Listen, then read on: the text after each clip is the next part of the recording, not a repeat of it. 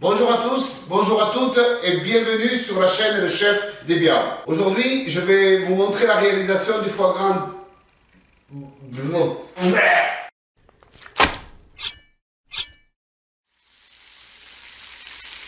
Aujourd'hui, je vais vous montrer la réalisation du foie gras en bocaux. Les fêtes de fin d'année approchent et c'est hyper intéressant de se faire le foie gras maison et vous allez voir pourquoi. Je profite d'une petite parenthèse pour vous remercier de tous les j'aime et les commentaires que vous faites sur ma chaîne et ça me fait hyper plaisir.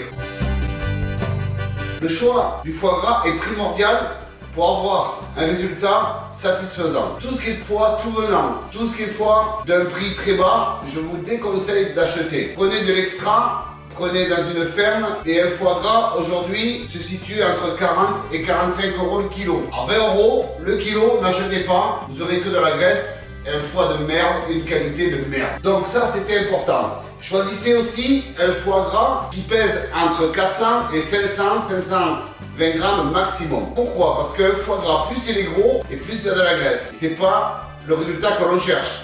On cherche à avoir le maximum de chair et de produits. Puis, vous pouvez demander aussi à des gens du métier ou alors en le touchant. Le foie gras doit être souple et à la fois ferme. Prenez vos doigts, vous appuyez dessus. Moi, je sens une souplesse, mais en même temps une fermeté. Il y a quelque chose qui est important aussi que j'ai appris, donc je vous en fais part. C'est qu'un foie gras qui va être pris de suite d'un animal abattu du jour même et que vous allez le travailler de suite et mettre dans les bocaux va perdre beaucoup moins qu'un foie gras qui aura été stocké pendant 3, 4, 5 jours au frigo. Plus ça attend, un foie gras, plus il perdra aussi de la graisse. D'où l'importance de connaître son producteur, lui demander quand l'animal a été abattu et la communication avec un producteur et un fermier, pour moi, c'est super intéressant également. Pour cette recette, cette mise en travaux, on va dire, de ce foie gras en bocaux, c'est pas bien compliqué. Le produit, le foie gras, du sel, du poivre et des bocaux. Bocaux, 200 grammes, 350 grammes, 500 grammes, comme vous voulez. Maintenant, un bocal, plus il va être petit, plus de temps de cuisson va être court. Donc le foie gras, il se compose de deux lobes, un gros et un plus petit. Ce que vous faites, n'ayez pas peur de séparer en écartant comme ça, voilà. Sur le gros lobe, souvent on retrouve du fiel, cette couleur verte. Cette couleur verte, elle est hyper désagréable en goût et hyper amère. Donc ce que vous allez faire en priorité, c'est avec un petit couteau d'office l'enlever. Donc ça va pas très loin, c'est pas très répandu. Hop, ceci, vous voyez, délicatement, j'entoure et je vais l'enlever. Je ne vous ai pas parlé du grammage de sel et de poivre qu'on va mettre pour assaisonner ce foie gras. Moi, je pars sur 16 grammes de sel et de 4 grammes de poivre au kilo. Donc, je prends mon grand lobe et je vais déveiner. On appelle ça déveiner. On va enlever donc toutes ces veines qui sont importantes, mais qui se trouvent bien sûr à l'intérieur du foie gras. N'ayez pas peur avec votre couteau de faire comme si vous allez escaloper et d'ouvrir le foie gras. Parce que je vais aller rechercher cette veine qui est la plus importante et qui est au milieu là. Alors le foie gras, même si vous le touchez beaucoup, vous l'écartez, c'est pas bien gênant puisqu'après on va le mettre en terrine. Donc là, je vais avec la pointe du couteau, vous voyez, tout doucement suivre ces petits filaments de veine. Et là, ma veine principale est enlevée. Et je vais mettre donc cette chair de côté. Maintenant, on va passer donc à l'assaisonnement. Alors, on y va. On sale en poivre des deux côtés. Et maintenant, tout simplement, on va le mettre dans les bocaux. Sur un foie gras, vous avez toujours une partie qui est lisse et l'autre qui est un peu plus spongieuse, enfin moins lisse. D'accord? Moins brillante. Pardon. Donc, je commence à mettre la partie brillante en dessous. Voilà. Hop, et on va tapisser tout le bocal. Et je vais finir l'inverse, le côté lisse dessus. D'accord? Et hop, Voilà. Et n'ayez pas peur d'y appuyer, de faire rentrer vraiment votre foie gras comme il faut dans le bocal. Pour celui-ci, c'est fait. On va passer à l'autre. Donc maintenant, une fois que vous avez donc bien tassé votre foie gras, moi j'ai pris des bocaux avec un caoutchouc orange, d'autres existent qu'on peut visser. Voilà, vous faites comme vous voulez. Donc là, hop. Et on ferme. Moi j'ai pas de stérilisateur. Je prends tout simplement une grande cocotte minute.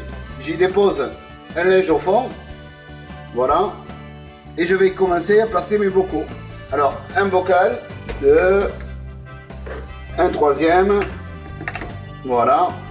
Donc, le linge, c'est surtout pour pas que les bocaux s'entrechoquent et qu'ils puissent se casser. Ce serait bien dommage. Donc là, ce que je vais faire, je vais en mettre aussi par-dessus. Et là, hop, j'entoure juste.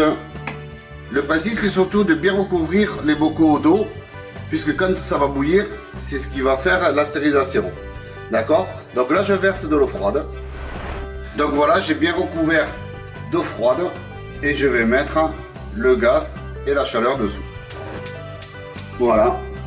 Et dès les premiers bouillons, mais je vais le baisser parce qu'il va falloir le stériliser pendant 30 minutes. Mais à petit frémissement. Le frémissement, c'est pas 100 degrés, c'est pas de l'ébullition, c'est du 95 degrés.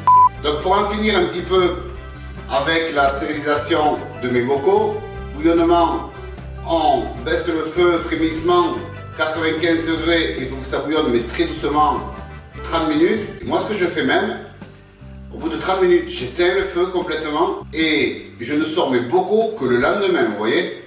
Il n'y a aucun souci. Le temps est important si jamais vous le voulez mi-cuit ou cuit. Des bocaux de 200 grammes en mi-cuit, vous allez compter 15 à 20 minutes de cuisson. Pour l'avoir cuit, vous allez compter 30 minutes. Voilà le résultat de nos bocaux de foie gras. Le lendemain, quand la graisse est bien figée, je vous montre, on voit bien le foie ici, le foie ici. C'est signe qualité d'un foie gras, vraiment très légèrement de la graisse. Prenez donc le crochet, hop, vous faites sauter. Et doucement, vous faites ça. Et là, je peux vous dire, c'est bien serti. Et c'est ok, vous pouvez donc refermer et les garder pendant 1 an, 2 ans, 3 ans. Par contre, s'il venait à se soulever, ça veut dire que votre stérilisation n'a pas été bien faite. Enlevez le foie gras et mangez-le aussitôt. Je vais aussi vous parler, et pour en finir, du goût du foie gras. Quand vous regardez chez des beaux artisans, un bocal foie gras, ça coûte un petit peu de l'argent et c'est tout à fait normal. Maintenant, de se le faire nous-mêmes, c'est aussi pour moi une satisfaction personnelle de faire un produit maison et le coût aussi. Imaginez, vous prenez une base de 40 € le kilo de foie gras. Vous avez un foie gras de 400 grammes. Ça vous fait un coût de 16 €. 16 €, vous allez avoir 2 bocaux de 200 grammes avec un peu d'eau, un peu de sel, un peu de poivre et 20 minutes d'utilisation de gaz ou d'électricité. Vous allez avoir 2 bocaux de 200 grammes à 8 €. Allez, avec les fluides, 9 €. Je vous mets au défi de trouver même le plus pourri des foie gras à 9 €. Là, vous allez avoir du bon foie gras, c'est vous qui l'aurez fait. Et je trouve que c'est vachement intéressant. Alors pour en finir, parce que je suis quelqu'un de très bavard, je vais vous raconter une histoire de canard. Alors c'est l'histoire d'un canard qui va dans une pharmacie et il demande au pharmacien du raisin. Le pharmacien lui dit, mais ici, écoutez, c'est pas une épicerie, on vend pas de raisin. Le canard repart, le lendemain, de nouveau, le canard, même question. Excusez-moi, est-ce que vous avez du raisin? Le pharmacien agacé lui dit, écoutez, je vous ai déjà dit que non, il n'y a pas de raisin ici. Si demain vous vous amusez à revenir avec la même question, je vous cloue sur place. 3e jour, le canard revient.